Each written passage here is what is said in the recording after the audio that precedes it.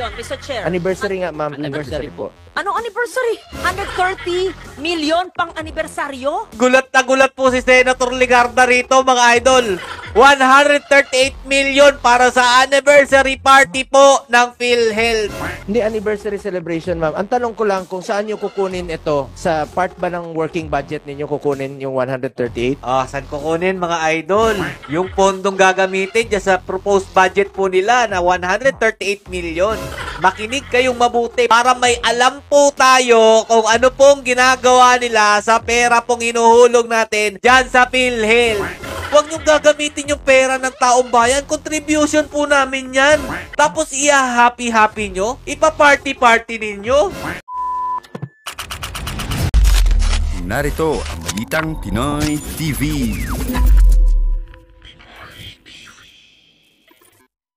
What's up, mga lods? It's Miguel Peps TV. Welcome back po sa ating channel. Senator Bongo at saka si Senator Loren Legarda, uminit po ang ulo sa PhilHealth. Bakit po, mga idol? Panoorin nyo po mabuti itong video na ito at malalaman nyo po kung gaano po winawaldas ang pera po dyan sa loob ng PhilHealth. Anak ng tinapay talaga, oo. O yung mga naguhulog ng PhilHealth dyan, anong masasabi nyo dito? Kasama na ako dyan, mga idol. Kayo na bahala humusga kung anong ginagawa nila sa pera natin. Bigyan ko kayo ng chance naman to explain. Magkano yung expected or projected niyo ng gasto sa anniversary ninyo? Mr. Chair, the initial proposal ay 138 billion proposal. Initial. Para PhilHealth anniversary budget o party nila, mga idol.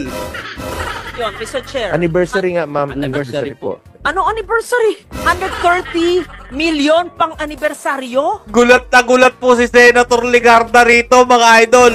138 million para sa anniversary party po ng PhilHealth. Ganon po kalaki ang kanilang gustong i-budget. May palusot pa po dito yung isang miyembro, mga idol, o opisyal. Pakinggan po natin. Saan nyo kukunin ito? Una, saan kukunin at anong gagawin nyo sa 130 million pang anibersaryo nyo?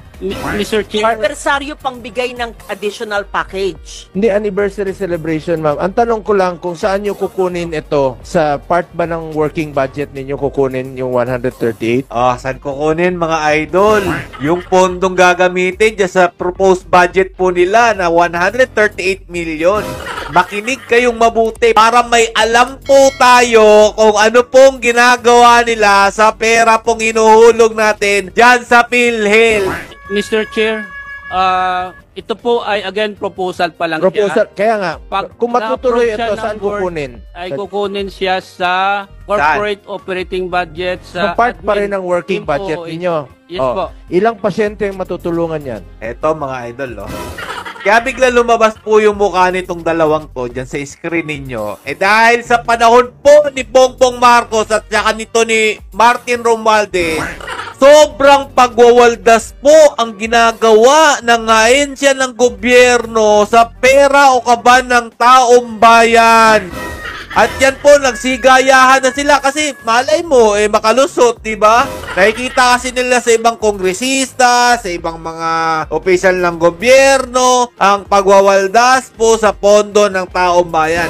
Lalong-lalo na po yung ginagawa po nito ni Bongbong Marcos Jr. at saka ni Martin Romualdez na kinukuha po nila yung mga budget sa loob po ng mga ahensya para po ipamudmod sa ayuda sa mga kawawa nga daw po naman ng mga kababayan nating Pilipino. Pero ang mga naguhulog naman dyan sa pinagkukunan nila ng mga pera ay yung mga taong may mga trabaho at hindi po tatamad-tamad.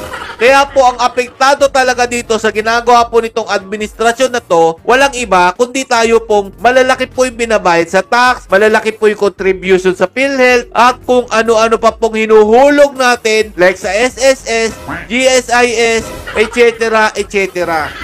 At ngayon naman, dito, mapagtatanto natin na ganito po pala nila winawaldas ang pera ng taong bayan. Yan, ang pinapakompute ko sa inyo. Baka naman let's give them the benefit of a doubt, Mr. Chair. Anniversary budget, 30 years na sila. 137 million. 138 Opo. million. Sabihin mo, sir. Ayan, mga lodi. Kasi nga po nakakapagdalawang isip naman kung sa party lang po gagamitin, anniversary party. 30 years anniversary party ng PhilHealth. Umabot ng 137.7 million na po ang proposed budget po nila. Siguro naman, hindi naman yung Christmas party or celebration. Siguro naman, hindi biyahe. Siguro naman, hindi pagkain ng mga officers. Siguro, ito ay pagpalaganap ng mga package. Di ba po? Ano ba yung 138 million? Yan, kung ganyan yung gagawin ng PhilHealth, baka maintindihan pa natin. Yung i-improve o dadagdagan yung package ng mga tatanggap, ng beneficiaryo, yung may sakit. Pero hindi. Ma'am, Mr. Chair. Oh, ano ba? Mr. Chair, sorry. Pakisagot lang, no? Yes. Yung 138 million, saan gagamitin at saan ang gagaling? Tapos balik sa tanong ko na yung 600 billion at 431 billion, hindi pa rin maliwanag kung pareho ba to o iba po. Mr. Chair, we'll just explain very quickly, just for the purposes of to expedite the discussion. What was approved by the board and what was decided in PhilHealth already is the budget for the 30th anniversary was brought down to a few 100,000 pesos only. So maybe we can just to clarify everything. There's nothing, there's no hundreds of millions, there's no millions. So just so that we can continue with the discussion, please. Ang sinasabi niya dito, yung 138 naman po yata, hindi naman po yun yung buong gagamitin sa kanilang anniversary party, mga idol. Magkaiba po yun. At hindi naman daw po milyon ang gagastusin nila dito. Yan po yung pinapalusot nito. Yun ang tinanong ko kanina at sabi mo, you will explain it later. Yes. So, nauna nyo pong sinagot yung mga tanong ni Senator Ligarda kaysa sa mga tanong ko na hindi pa rin nasasagot until now. Pakisagot muna. So, just to answer nga very quickly, Mr. Chair, we are only planning to spend a few 100,000 pesos for 30th anniversary. Yan lang po, wala pong mga excessive spending So, ibig po. sabihin, Just to simplify the discussion. Projected pa lang ito. Actually, may mga proposals, Proposal. but with this, Hindi pa natutuloy. So good. Hindi pa natutuloy. You're spending a few hundreds of thousands, but we see on the board, it is not consistent with what the CEO is saying. It's 137.7 million. CEO pala to, mga idol. Kasi, yung pinapalusot po nito, sa kanila pinopropose daw ko, projected pa lang naman daw po. Hindi naman daw po aabot ng milyon. Sabi po ni Senator Ligarda, yan nga daw po yung totoong magagastos. Okay, dun po sa kanilang anniversary party. Tapos yung gagamitin daw, hindi naman naabot ng milyon. What is this? An invention? A proposal of some brilliant person? Buti na lang, merong nagkontra at may board. Ano ba ito? Gala night? And Sports Fest, 32 million and 13 million. Mga Lodi, 32 million. Anong tinapay? Anong palaro yan? Olympics ba yung pinaglalaroan ng mga PhilHealth employee? 32 million? Habang ang dami-daming nangangailangan ng healthcare. Anyway, erase na ito. Who's the smart person who made this? Mr. Chair, this was endorsed by a group inside PhilHealth. Sino yung grupo? You have to name the group because you have to enlighten that group. Kung hindi po dinis-approve ng board ito, at hindi kami nanunood sa inyo, walang oversight function ang Senado, ang Congress, you could have, because you're a GOCC, we don't watch you every day. Mr. Chair, Madam. Sige, palusot pa. Biruin nyo mga idol. Sabi nga dito, marami pong mga kababayan natin ang nangangailangan ng pondo para po sa pangkalusugan. At itong PhilHealth na to, ang adhikain nito para makatulong nga po dun sa mga taong nangangailangan. Hindi naman po ito pera ninyo para ipag-happy-happy ninyo sa Sports Fest, sa pamigay po ng payong na 7 million daw po kuno. Parang ganun po yung narinig ko dito. At iba pa po, labas po dapat dyan yung mga pangkasiyahan nyo. Kung mag-ambaga na lang pala kayo para sa inyong event, huwag nyong gagamitin yung pera ng taong bayan. Contribution po namin yan. Tapos iya-happy-happy nyo, ipa-party-party ninyo. Hindi ba kayo nakukonsensya niyan? Halos may naghihingalo na dyan sa ospital, tas konti lang yung binibigay ninyo para sa contribution nila. Yung ambag nila dyan sa PhilHealth nila. Tapos yan malalaman-laman namin na ganyan pala yung ginagawa nyo dyan. Anak ng tinapay. Tuloy natin mga idol, nakakainit na talaga ng ulo yung nangyari ngayon. Brilliant na It's- nagbigay nito. We have an anniversary committee. Sino po ang head ng anniversary committee? Oh, The anniversary committee po is headed by patawag to. Sir Ray, Mr. Ray Balenya po. Can that person, please, not now, don't waste our time, give a memo to the chair of the finance committee of the health committee on why the person and the group thought of using 137 million of PhilHealth funds for giveaways and a gala night. Ayan mga Lodi. Dapat talagang ipatawag to at mag-explain tong tao na to kung bakit niya naiisipang gawin yung mga ganyang klaseng bagay habang yung mga kawawa nating mga kababayan ay naghihikahos, naghihingalo sa ospital at gustong makakuha ng kahit konting contribution sa sarili nilang pera. We will submit, Your Honor. We will submit it within the day to Congress, no? A sports meet. 2 years to the Senate. 32 million in a gala night with PROs. I hope it's a GROs at 13 million. And a gala night with HOs for another 4 million, blah, blah, blah. And umbrellas for 7.9 million? What's this? Ano? Umbrella mga idol, 7.9 million. Anak na tinapay na yan. Ano yan, pag nagbigay kayo ng payong, matutulungan natin yung mga kababayan natin kailangan ng pondo dyan sa PhilHealth.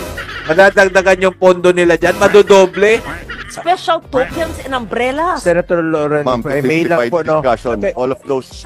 Kaya nga, projected o plano niya lang po, kaya ang tanong ko lang naman po sa inyo kanina pa, kung sakaling natuloy po ito, ilang pasyente po ang makikinabang dito? Ilang pasyente po ang naghihingalo na matutulungan dito? Ilang buhay pa po ang masasalbar dito? Please lang po mga idol ha, huwag niyo pong kakalimutan si Senator Bongo. Papasukin po natin to sa Senado dahil ito pong taong ito, itong senador na ito, may concern talaga about sa health ng ating mga kababayan. Kailangan po natin siyang ipasok muli sa Senado. Unang-una, siya lang po ang katangi-tanging senador na nagsulong talaga ng malasakit center. Hindi pa po siya senador pero marami na po siyang malasakit center. Hanggang ngayon po, iyon pa rin po yung pinaglalaban niya. Concern po siya sa kalusugan po ng ating mga kawawang kababayan. Please lang po, huwag niyo pong kalimutan si Senator Bongo at si Senator Bato. Lahat po na mga loyal sa Duterte family, papasukin po natin. Please lang po, kahit ayaw nyo po sa iba, gusto ko po i-straight vote na lang natin nang hindi po mapakinabangan yung islat po ng mga walang kwenta kasamahan nitong administrasyon na to. Yes po. Kaya sabi ko sa inyo, dito sa ating panggobyerno, parati isipin natin, konsensya. Nakukonsensya pa ba yung administrasyon natin ngayon? Anong nangyayari dito? Kinuha po yung mga pondo ng iba't ibang ahensya. Yung mga magre-retire mga idol na mga sangay ng gobyerno, yung mga general, yung mga alagad ng batas, AFP, ang pagkakaalam ko mga lodi, kinuha rin yung pondo nila para po sa retirement lang kung hindi ako nagkakamali. Kaya kawawa po talaga ang mga tao sa administrasyong ito. Grabe. Sa panahon nyo lang, Bongbong Marcos at saka Romualdez, nagkaganto. Hindi kagaya nung kay Tatay Duterte na nililiquidate talaga. Transparent ang pagbibigay po ng pondo sa iba't ibang ahensya. Yan po dapat ang gawin ninyo. I-transparent po lahat ng pera kung saan napupunta. Ba't nyo tinatago sa amin? Pera naman namin yan. Gayahin nyo yung ginagawa ni Tatay Duterte nung nanunungkulan siya. Alam namin kung saan napupunta yung pondo ng taong bayan. Please po, kung may makita man po kayo, Senator Bongo, Senator Legarda, na mga anomalya dito sa ahensya ng PhilHealth, pakitanggal po na yung mga tao na yan. Parang ana yan eh. Sisirain po talaga nila ang sangay ng gobyerno. Hanggang dito lang po muna. Nakakagalit na talaga. Gusto ko magmura pero hindi pwede. Stay safe mga Lods and God bless you. Ito na nga mga kabalita. Ano na ang masasabi nyo patungkol sa balitang ito? please comment down below mga kabalita. Pag-usapan natin yan sa comment section. At kung di ka pa nakasubscribe sa ating channel, baka naman